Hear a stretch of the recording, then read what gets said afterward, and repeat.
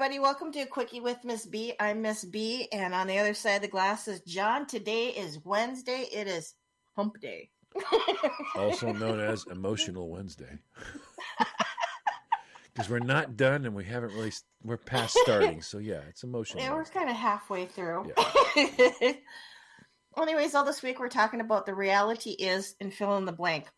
If you missed any of the previous episodes, please go back and check those out as well. And always, thanks for joining us. I don't know why you keep coming back, but you keep doing it and bring more people.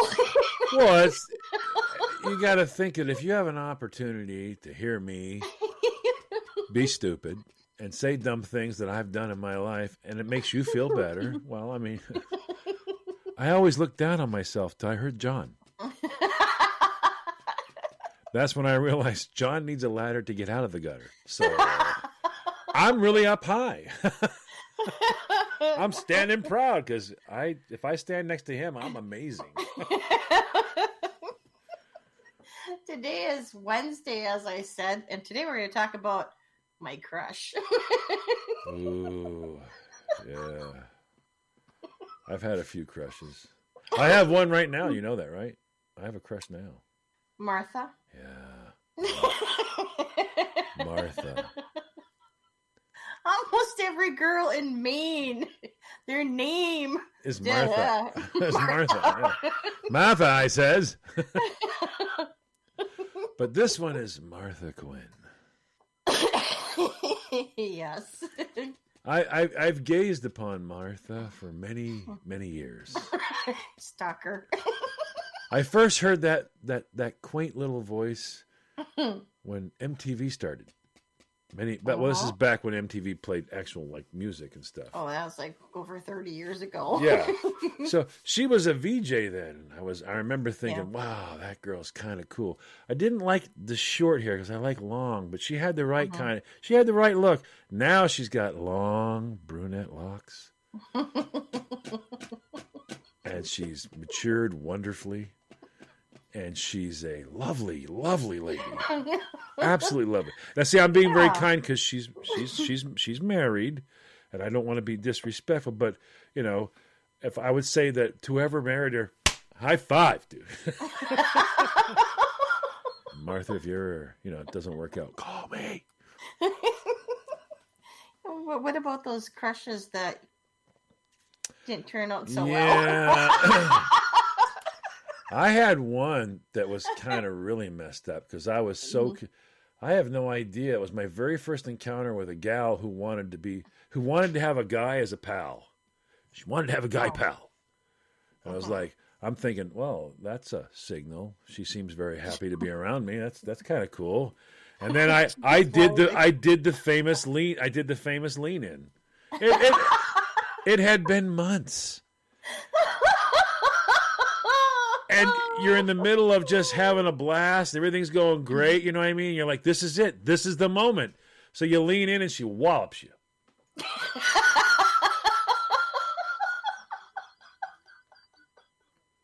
And you're like, what was that for? What was that for? What was that for? You're like, well, I kind of what? Well, we've been hanging out together. I thought, oh my God. You thought, oh my God. You're like, oh, come on. Wait a minute. How can someone get that many signs wrong? I got like 9 boxes of signs here. Okay. Everything says straight ahead. Now you throw a curveball. What happened to straight ahead? I just want to be friends. And you're like, what? Now we're talking about a girl that walks up behind you and slides her. Now, get this. Slides her hands up your back onto your shoulder and goes, hey, how you doing? Guess who? And you're like, whoa, she's covering your eyes. And you're like, and she giggles and then she gives you a kiss on the cheek. Friendly sort of gal. I'm 14. I'm 14. I don't care what signs there are. That one says straight ahead. You're on track, buddy. You're doing good. Just keep this path. Stay focused.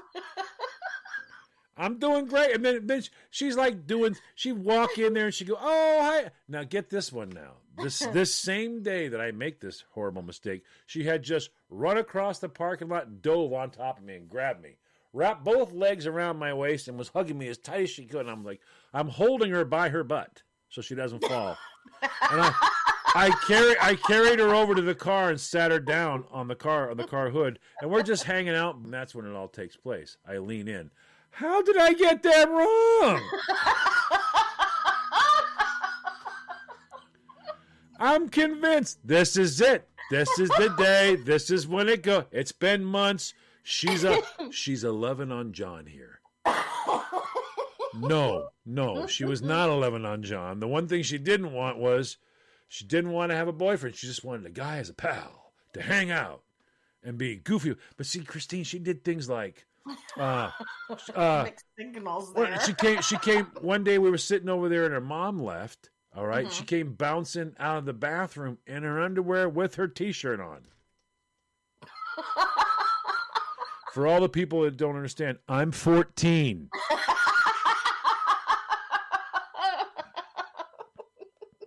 I think we got that. Things can go awry. I'm 14. That just is not the wow.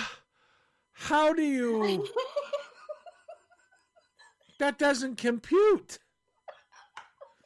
I'm getting all these signs. I'm looking at my boxes of all these signs going, all of you let me down. All of you. There are so many of you that all say, dude, you are on the right path. You're doing it, dude. Kiss her, kiss her, kiss her, kiss her. And it's like, oh, man, smack right in the face. And then comes the best part. She never wanted to talk to me again. I'm like, what? We just spent like 6 months getting close and cool and all that. And say, you were in your underwear. You were in your underwear. Now, he's such a creep. What? How did that? I tried to give her. Oh my God. You thought, well, hello. There's no pants on. What led me to that conclusion? And on that note, we need to take a break while John figures it out. Back in a moment. Yes, Christine. Welcome back, everybody. You're listening to A Quickie with Miss B. If you missed the first half of the episode, please go back and check that out. Just more John embarrassment. That's all it really is.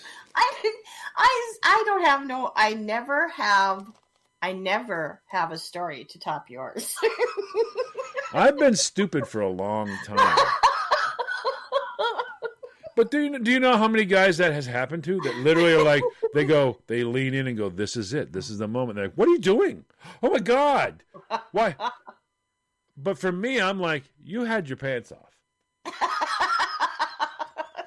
It's like me and the receipt, but I had a receipt. I just want to yell at her and go, you weren't wearing pants. I'm 14. Think about it. If you want the whole story, you're going to need to go back and listen to the first half of this episode. I already did, and I don't understand it. Well, I have two quick little stories. The first one has to do with my friend. This was back in high school. She had a crush on this guy for months and months and months and months. So one day she comes to pick me up, and we're just going to go hang out, because we're old enough to drive by then. And so we usually had a few places that we'd hang out and go get a shake or, whatever you did, because there wasn't much to do when you were 16 and pretty boring. So all of a sudden we're going someplace where it's not familiar. We're not going to get a shake. We're not going to the normal hangouts. And I said to her, where are we going? She says, we got to find this address. And she had written it down on a piece of paper and handed it to me. And I'm like, okay. First of all, let me just put this statement out there right now. I am not the co-pilot. I don't navigate. I will get you lost. We're going downtown. Oh. Well, that's probably not going to work. Why? because we're leaving the state. Exactly. So anyway, she says, no, it's good. She goes, I know where we're going. I said, okay. So we went to this neighborhood where we're not familiar with because it's like on the other side of the town of our town. And I said, what are we doing out here? I said, we don't hang out here. Why are we here? She goes, I have to see where he lives. I said, who he? You know, him. I said, oh, you mean him. Hubba hubba. By the way, how do you girls take one word and have entire sentences with it? You know, him. Oh, him? Yeah, him. Oh, him. All you said was him. Me, I'm going, is it a church song or a dude? Nope, it's a dude. So we're trying to be careful not to circle around his house too many times because she wanted to see like if his car was there and if he was home, and she was like in a full-on blown stalker mode, and I'm like, we can't be here. Can you imagine it? Honey, there's a Honda that just went by the house 39 times. So about the third time that we've circled around the house, I said, this is it. I said, you got to quickly look to see if his car is parked in the driveway or whatever. I said, no, we got to get out of here because people are going to start noticing, because she had a bright yellow rabbit car. Okay. This wasn't even something that could be incognito. You can't hide a yellow Volkswagen Rabbit. Right? There's a yellow bun driving by slow. Go get Richie. It's got to be one of them girls. So we drive by it the third time. And what does she do? She's creeping along, and she's not really paying attention to the road. She's like literally looking in the driveway instead of telling me to look to see if his car is there. Oh my God! She's looking. She hit something. Yes, the mailbox. Well, Richie knows you're there now, doesn't he? I mean, she didn't hit it hard. You know what I mean? Because we weren't going fast I don't at all. think you have to hit it hard to get attention in a yellow bun. I don't really think that's... Honey, what? There's a giant banana car that just ran our mailbox over. So she panics, throws it in reverse, and then steps on the gas. You can hear the tires squealing. Oh, my God. She's trying to leave the scene of the crime while peeling out. We finally get out of there. And the next day we go to school. She's like, oh, I can't believe I did that. And I think that was a Thursday night. Friday it was. And we had gone to, I don't know, football game or hockey game or something. But anyways, we ended up seeing him there at the game. So she's just like all nervous because she's like, oh my God, he's going to figure out I drive this yellow car. He's going to figure out it's me and I'm stalking him. And she's just going at 90 miles an hour. I'm like, take a deep breath. It's not going to be that bad. Don't worry about it. I'm sure, it's nothing. So we go sit down, and we're sitting down, and he comes over to where we're sitting, or close by us to where we're sitting. Yeah. So we're in earshot's distance. He says, That's those freaking psycho chicks right there. He didn't know it was her, though, but this was the funny part. He's talking to his buddy, and he's like, yeah, you know what happened last night? He goes, no, I don't.